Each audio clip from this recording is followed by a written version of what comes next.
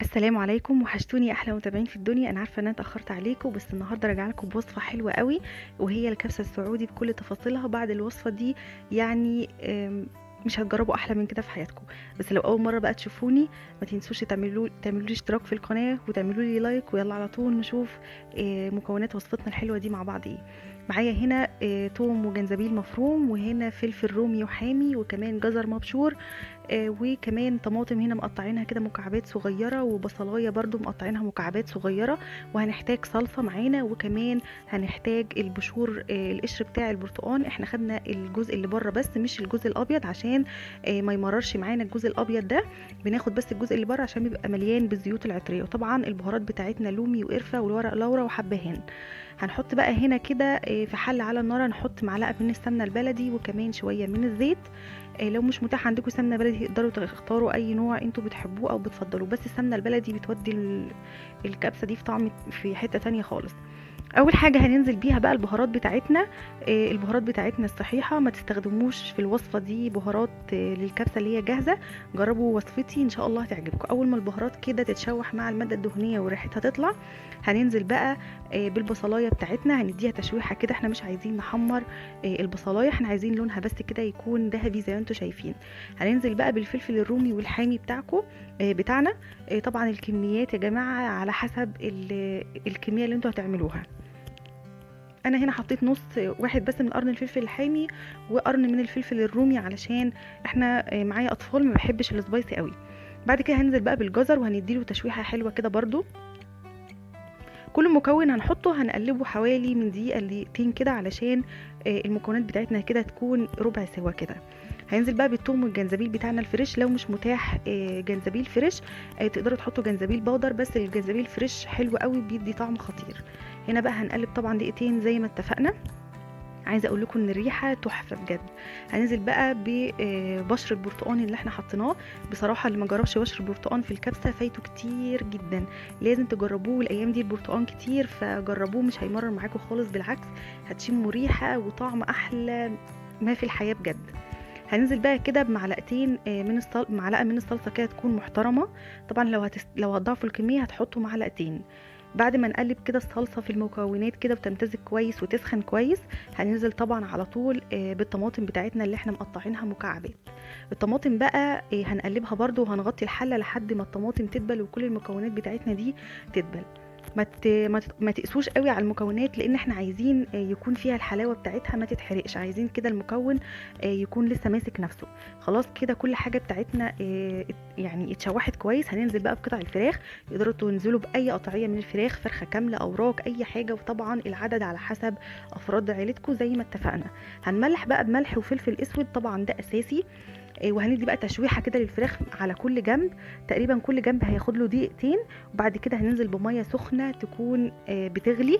هننزل على الفراخ، وطبعا هنظبط الملح بقى في المرحله دي كويس جدا. وبعد ما الفراخ تستوي معانا زي ما انتم شايفين كده، هنطلعها على جنب. شايفين الفراخ بتاعتنا استوت. هنطلعها بقى على جنب، ويكون معانا رز بسمتي احنا غاسلينه ومصفيينه. انا ما بنقعش الرز البسمتي بتاعي، انا بستخدم الحبه اللي هي الذهبي، فمش بنقعها. لو انتوا بتحبوا تنقعوها تمام يعني، بس انا مش بحب. آه، البهاريز بقى اللي في الشوربه بتاعتنا دي ممكن تشيلوها بمصفى وممكن تسيبوها. انا بالنسبه لي ما فيش عندي اي مشكله خالص، بسيبها. بس لو مش بتحبوها ممكن بمصفى صغيره كده وتشيلوها. هنضيف بقى كميه الرز بتاعنا برضو على حسب افراد عيلتنا. والشوربه بتاعتنا لو كانت قليله ممكن نزودها شويه ميه، يعني انتوا بالنظر كده هتظبطوا الشوربه بتاعتكم. اول ما الرز يتشرب طبعا هنوطي عليه، هنقلبه تقليبه حلوه كده ونوطي عليه ونسيبه بقى يستوي. طبعا كبسه يعني صوص الدقوس او سلطه الدقوس هنعملها النهارده بطريقه حلوه جدا. اوعدكم ان انتوا هتاكلوا احلى. يعني بالنسبه لي اصلا السلطه دي فاتح شهيه. معانا هنا طماطمتين وفلفل رومي وفلفل حامي، طبعا ده اساسي، لازم الصلصه كده تكون حاميه، وكزبره خضراء ونعناع طبعا اخضر فريش، يعني بيكون برضو في الايام دي موجود كتير وحلو قوي في الاسواق، فحياته كده نعناع واستخدموه. وكمان لازم يكون النعناع ده موجود في البيت لانه حاجه كويسه جدا. هنعصر بقى كده ليمونه وطبعا ممكن برضو تضاعفوا الكميه لو عدد اسرتكم كبيره، ممكن تعملوا مثلا 4 طماطمات وتحطوا قرنين فلفل وقرنين فلفل رومي، وتحطوا مثلا نص عود نص ربطه كزبره، وتحطوا كمان تزودوا النعناع شويه. هنملح بقى بملح وفلفل، وهنضرب بقى الحاجات دي كلها في الكبه. طبعا انا كنت نسيت التوم، فرجعت حطيته. طبعا التوم اساسي، هنحط 3 فصوص من التوم على الكميه بتاعتنا اللي احنا عاملينها دي، وهنضربها بقى كده كويس. شايفين بقى الجمال بتاعها حلوه جدا جدا. نحط طبعا رشه من الزيت، ما تنسوهاش، يعني حوالي معلقتين من الزيت. ولو تحبوا تحطوا خل حطوا، بس انا من الناس اللي ما بتحبش الخل قوي في الاكل.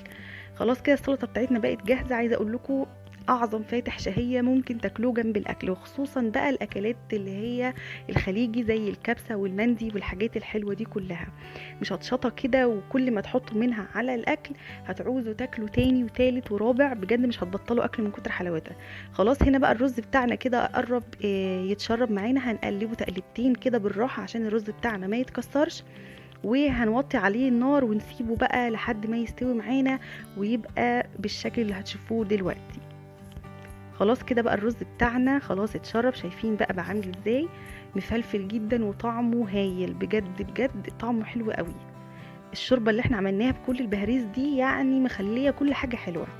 يعني على ما اظن ان بعد الوصفه دي عمركم ما هتجربوا ان انتوا تشتروا يعني البهارات اللي هي بتاعه الكبسه اللي هي الجاهزه دي، انسوها خالص بعد الوصفه دي. هنغرف طبعا الاكل مع بعض. الفراخ بقى يا جماعه، لان المقطع ده ما اتصورش انا بعتذر جدا، الفراخ انا رشيت عليها كده شويه من يعني دعكتها كده بالليمون، بليمونه كده دعكت الفراخ كده بالليمون، وكمان حطيت عليها ملح وفلفل اسود، وحطيت عليها ماده دهنيه سواء زيت او سمنه، ودخلتها تحت الشوايه وطلعت بالشكل الجميل اللي انتوا شايفينه ده.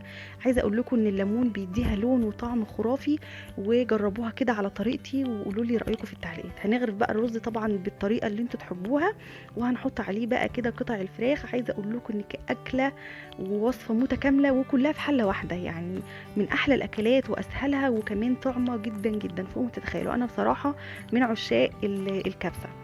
فهنغرف بقى كده زي ما انتم شايفين، وهنرش كده نزوقها بشويه كزبره خضراء. تقدروا يعني براحتكم بقى، التزويق ده يرجع لكم، وتقدروا كمان تحمصوا شويه من المكسرات وتحطوها. بس انا بصراحه عشان عندي اطفال، يعني المكسرات دي بالنسبه لهم عدو، ما بيحبوش المكسرات في الاكل، يعني بيطفوا الاكل بصراحه ومش بيرضوا ياكلوه. فانا بالنسبه لي هي كده ممتازه وجاهزه على الاكل على طول. شايفين بقى الرز بتاعنا جميل ازاي، تحفه، وريحته بقى عايزه اقول لكم والله كانت قلب البيت حرفيا.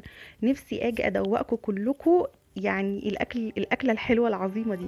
والفراخ بقى دايبه دوبان، بجد بجد دايبه دوبان. شايفين بقى عامله ازاي، ومن جوه كمان لونها خطير لان تسويتها صح، وكمان احنا يعني سويناها من الاول صح. هي دي بقى الكبسه الاصليه. انسوا اي نوع كبسه انتوا جربتوه قبل كده، وجربوا الكبسه دي بطريقتي، ان شاء الله هتدعوا لي. وما تنسوش تكتبوا لي رايكم في التعليقات، علشان تعليقاتكم بتحفزني دايما ان انا اعمل لكم كل وصفه جديده، وما نتاخرش كده على بعض زي زمان.